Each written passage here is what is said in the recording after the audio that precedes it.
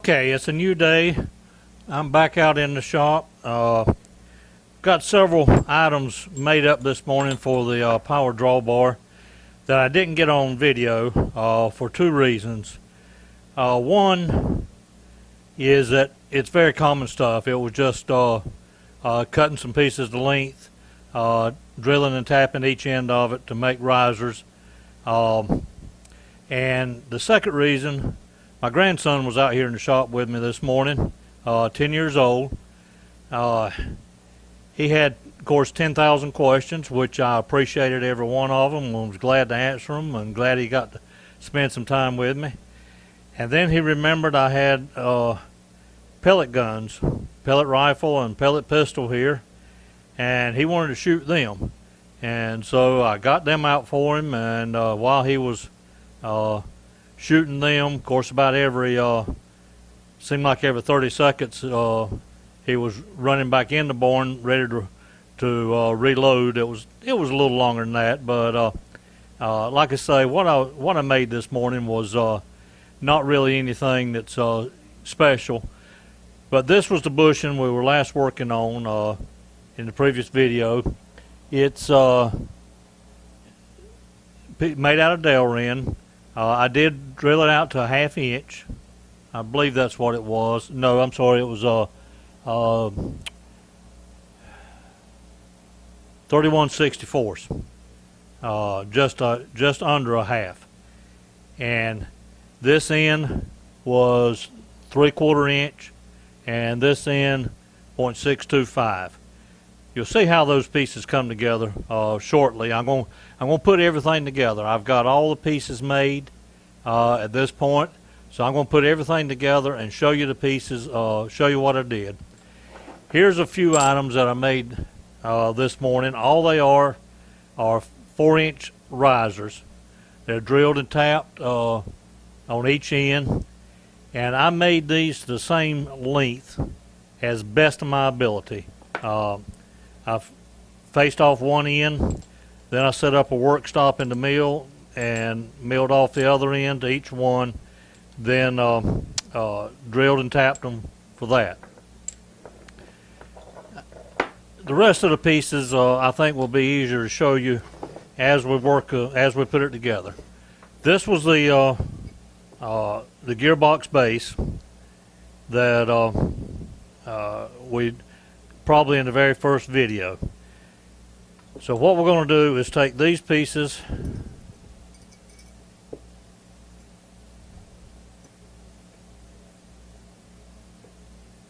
and mount them onto here.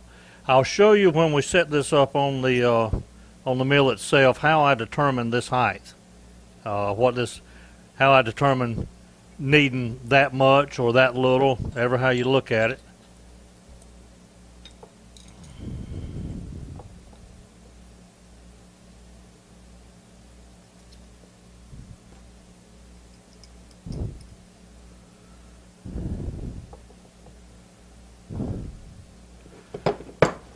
And remember, this plate, we drilled them together so the holes should match up, but just to make it a little easier to put together, I'm going to leave them loose for just a second.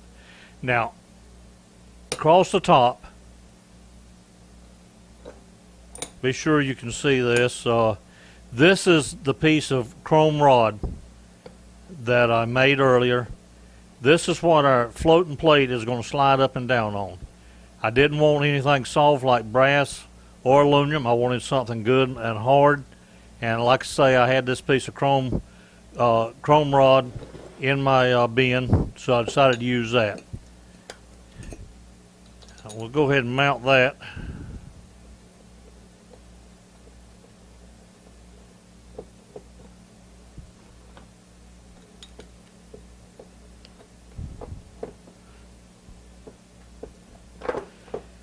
Now the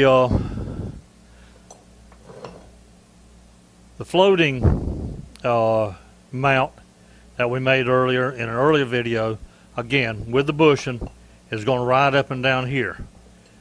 We need the piece back here, and this piece had to be this is 1/2 inch aluminum, and I turned it down, I think 20 thousandths off the diameter, because all I want it to do is just going to ride in here to keep this floating plate from drifting on the, we'll call it on the y-axis. on the x-axis. The reason I had to mill these flats on there, well, the reason I milled the flat on the front side, very, very limited room. And again, you'll see that when we get to put together. But I milled the back also, just so that there's as minimal amount of contact with this float as possible.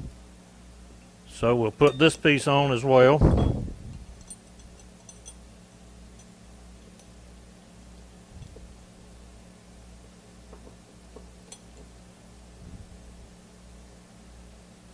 And I may have to hold that piece.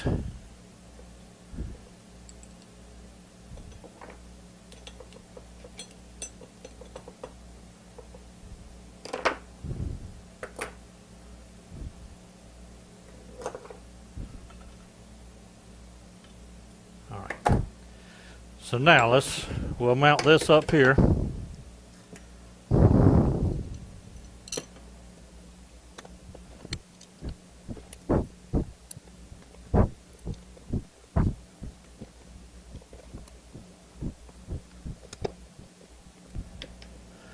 I will come back when I put this together for the final time and lock tight all these screws. My plan right now is to take this back apart after I've used it a while, got all the kinks out of it. I plan to take it back apart and anodize the pieces. Probably do black anodize. Might even do white if I can find some white dye.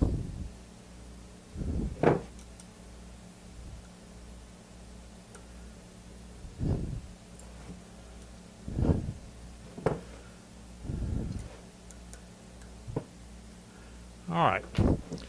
Next piece, our springs.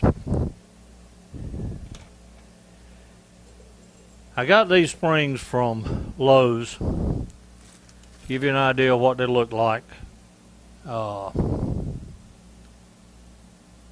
Compression springs, 23/32 by 3.5 by 0.041 inches. The reason I got these at Lowe's, because that is the only compression spring Lowe's had. They worked out fine. I got them to work. They're a little weak. One spring is a bit too weak. I'm afraid it will be too weak. So all I'm going to do is put the two springs together. Just put one inside the other. Slide them over. Now we're ready for our floating piece. I've got this marked bottom to top. That's what all that marking is on there.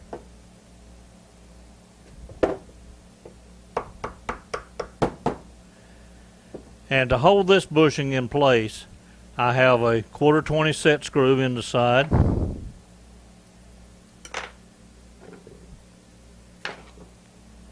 Just to snug it up.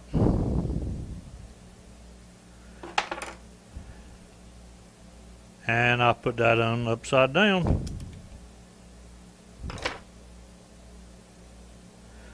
Bushing goes on the top. Okay.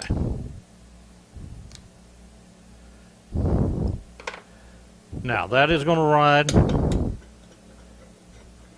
and again, the reason I wanted the bushing, without a bushing in there, all I had was 3/4 of an inch against that metal, and it would have a tendency to tilt. So now we're ready to put our impact wrench on. The reason there's a top and bottom to this is about 100 thousandths off center. These set screws I have here, about 100 thousandths off center. And the purpose in that was to catch in this groove right here.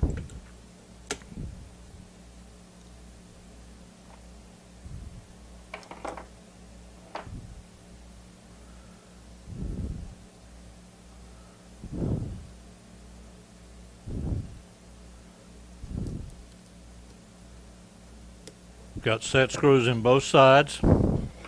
Now, hopefully you can see back here, the reason I had to cut the sides off of that to mill that down, there is very, very little. We're looking right back here. And as a matter of fact, it's so tight, I had to take the label off the back there. The label, by the way, simply said maximum pressure 90 psi. So now this is set up, we're ready for our handle.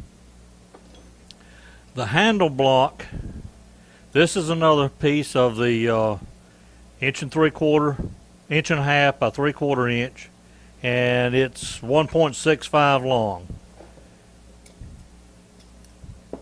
End to end of this, I drilled and tapped for 832 socket head cap screws again.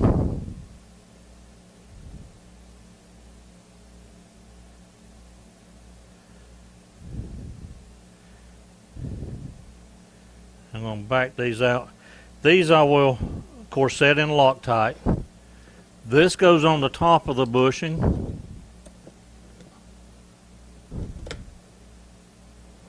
Now the purpose of those set screw heads is to ride against this. And the handle will turn each way. I may have them a little bit tight right now, so I'll screw it in a little further. There we go. I want them so that they just touch in there. And the reason being, I can do that when I put some Loctite on there, get it set right here. Then I'll take my needle nose and go in there. And the reason I want it tight, I don't want any rattle in that. When this is sitting right up beside the motor on top of the gearbox, I don't want any rattle in that. So now we have our handle in, or our handle block. I have a piece of Delrin that I made a washer out of, a cap washer. I'm using, again, 832 is what I'm using in this. And this is, of course, our upper limit.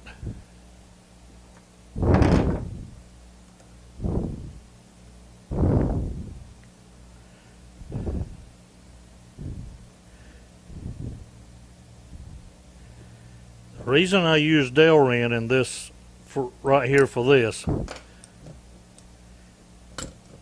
I don't want metal slapping against metal when it pops back up. It's making a little bit more noise right now than it normally would, simply because of it's bouncing just a little. Alright, now to dress this up, this is a piece of 1-inch flat bar. Again, this is another piece I made this morning that I've countersunk a few holes in. You can use whatever's necessary. I'm going to do my handle a bit different than what I've seen in the pictures of other ones I've looked at. I saw one guy who did nothing but a 1-inch rod out to the side out here, or maybe 3/4 inch piece of aluminum stock it looked like. And then I've seen others that turn down here with a knob on there. I'm going to do something a little bit different. First off, we're going to mount this on there.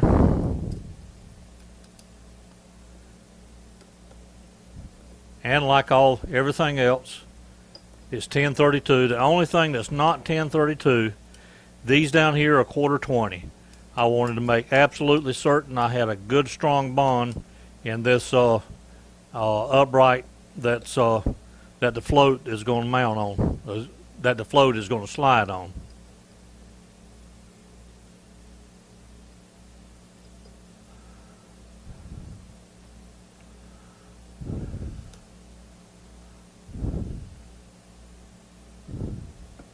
This is simply a bracket to mount the handle on. I've got several of these little chrome handles right here. This just happens to come off an old computer chassis.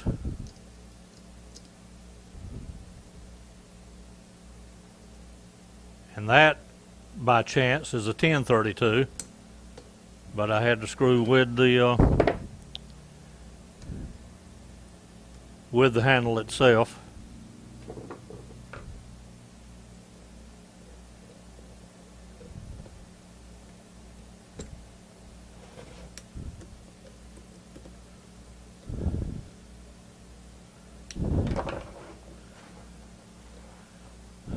Let's see.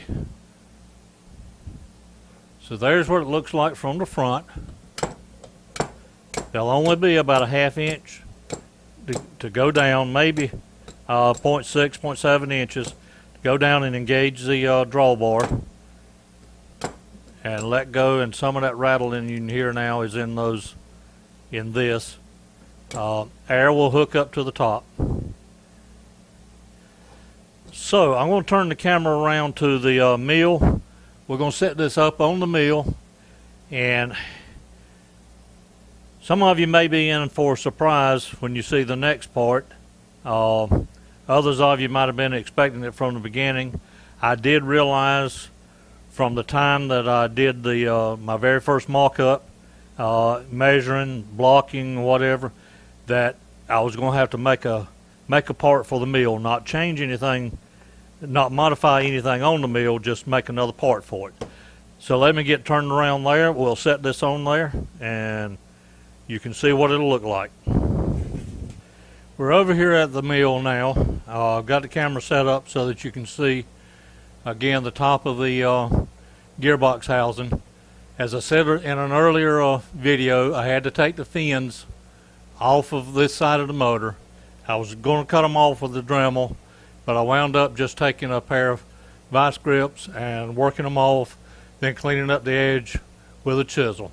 I also, in the motor right here, had to take, just in this shroud right here, there's a fan on top of the motor. That fan diverts air through this shroud down the sides of the motor. I had to take a little notch out here. So here's our power drawbar. Now right here is where the starting point. You can see where my finger is here. This is where I had to be absolutely certain I had clearance. It could not, when it pulled down, I wanted to be sure I had plenty of clearance for this.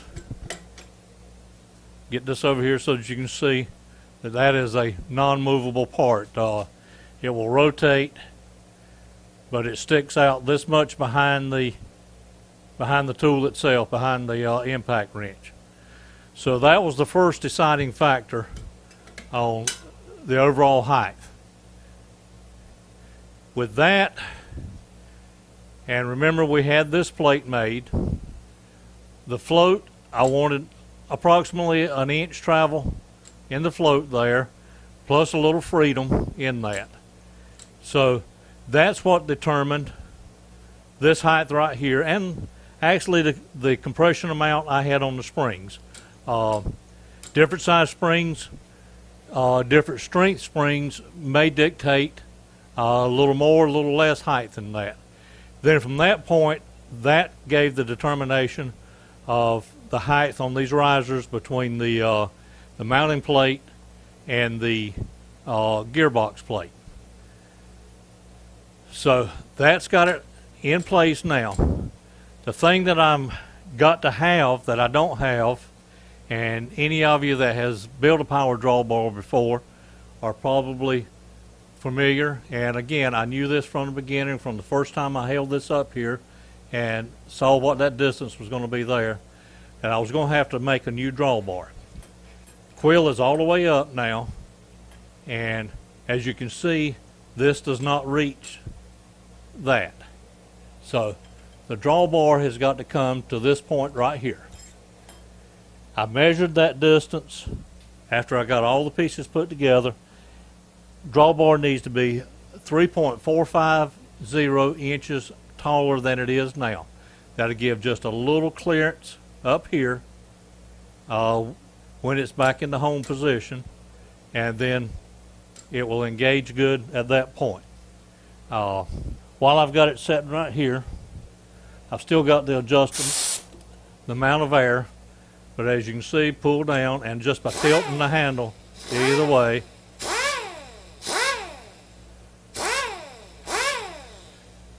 pull down, tilt, it will lock it, and that will unlock. So what I need to do now is move over to the mill, to the lathe, and start cutting the threads on the new drawbar. I'll give you some rough dimensions right here for mine. This was 1 inch. These are 7/16 by 20 is what an R8 collet holds, and there's 1 inch of thread on that.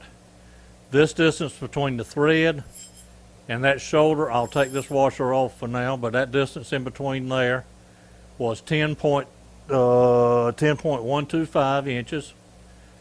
So that'll remain the same. But then from this point up to where the hex starts, it's where I need to add 3.45 inches. So I've got a piece of 3/4 inch bar. I'm going to set up on the lathe and start cutting some threads. All right, I have our piece of 3/4 inch stock in the excuse me, in the lathe now. I've turned a section down, a 1 inch section down to 0.4375 for our 7/16. I put the change gears in, and this is my very first thread.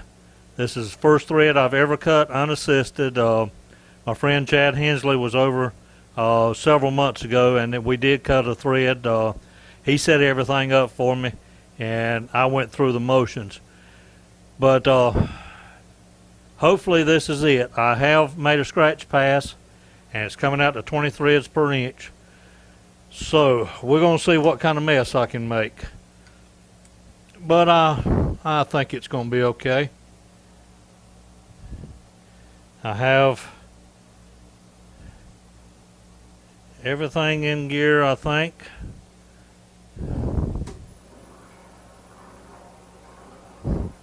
I'll wait for my number to come around.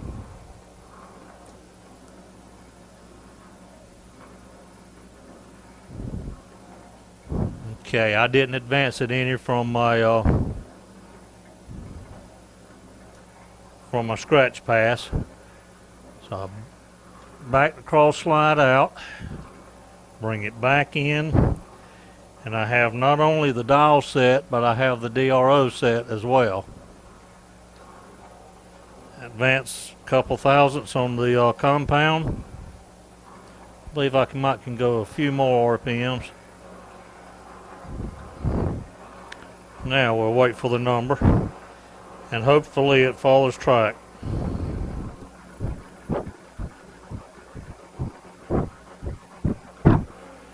I'm going to see if I can zoom in just a little bit.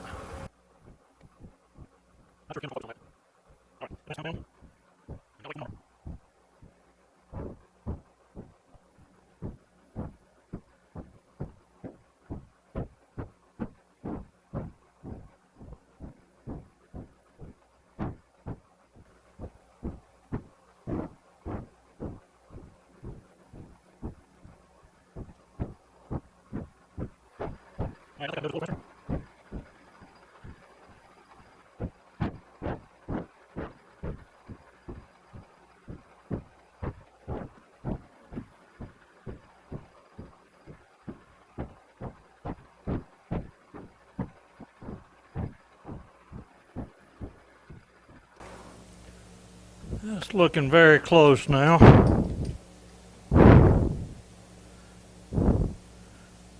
It's rather rough. Let me a little filing.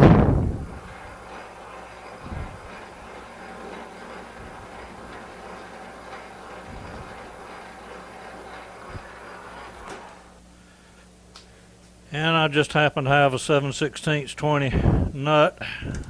Nope, that's still a little tight.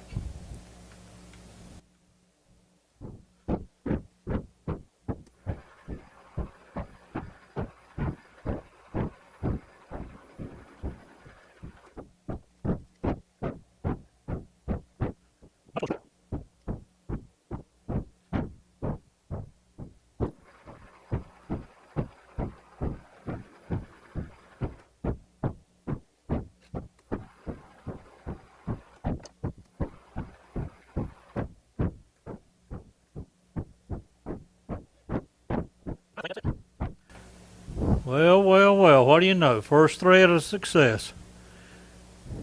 I'm going to chamfer that in right there a little bit. But I'll get the regular turning gears back in and set up to turn the rest of our shaft. Okay, I got the turning gears back in place now. That's a lot of work to turn one thread, those change gears, but that's the nature of the beast. Now we're going to turn 10.125 on the Z-axis down to a 1/2 inch. So I'll get my carriage stop set. There's 0 on the Z.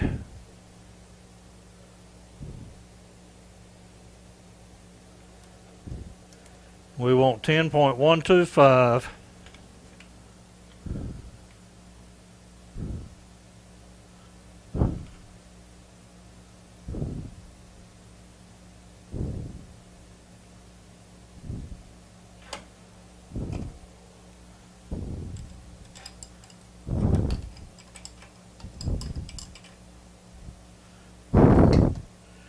Alright, we'll see how well that repeats.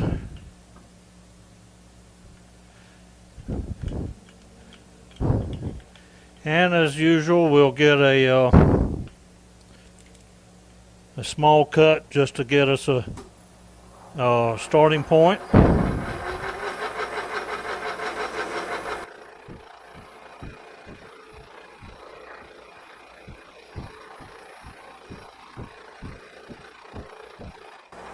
Alright, I'm going to see if I can adjust those gears just a little bit so they're not making quite so much noise. Alright, we'll see if this is a little better now.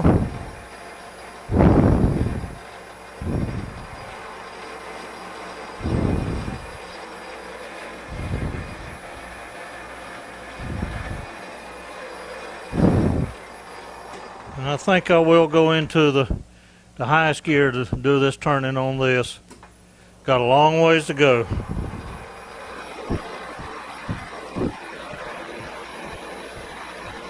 Alright, this is just straight turning. I'm going to turn this down to a 1/2 inch. So I'll bring you back on the final pass. Alright, we have our piece back in the mill now, our new drawbar. I polished it up while I had it in the lathe. Got the mill scale off the end. Cut it to length. Polished up this. I have tested this 1/2 inch in the spindle. It fits in there fine.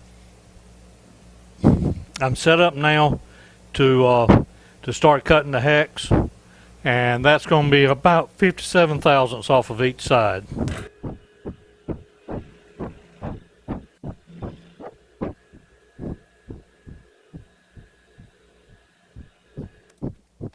I did line it up with the edge of the vise jaw, so it should be able to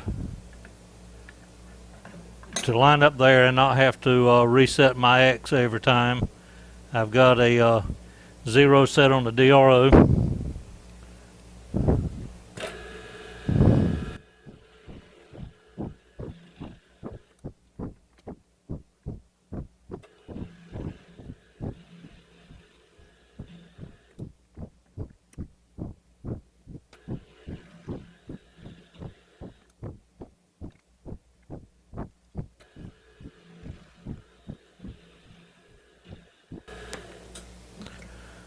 Alright, this should be the last cut if my calculations were correct.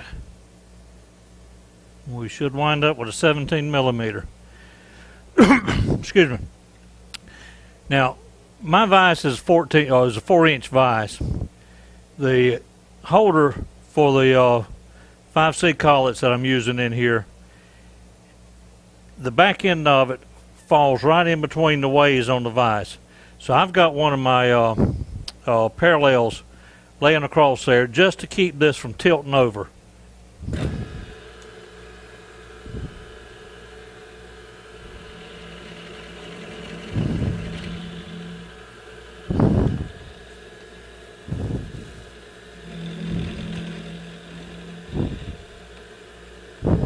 Okay, if my calculations are right, 17 millimeter socket should fit on that now. And it does. So, about the only thing left to do is file those edges just a little bit right there. Get it all mounted on top of the mill and see what we got. Alright, had to back you way up here so you could see what's happening. I did have one more little piece I had to make. The washer for the drawbar. This is just a little washer that goes between the coil shaft and the drawbar, just so there's not a rubbing between the fixed and the moving. Now I have it installed. I have it mounted down now. Everything is secure. So let's give it a test run.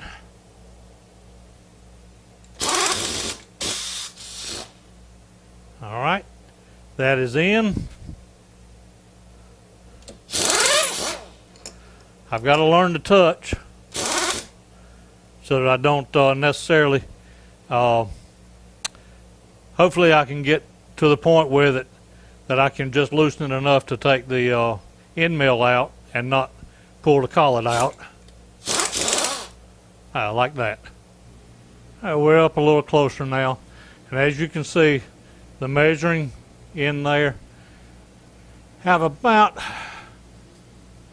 maybe 1/4 of an inch gap in there, just to account for any weakness in the springs after a period of time when they give up.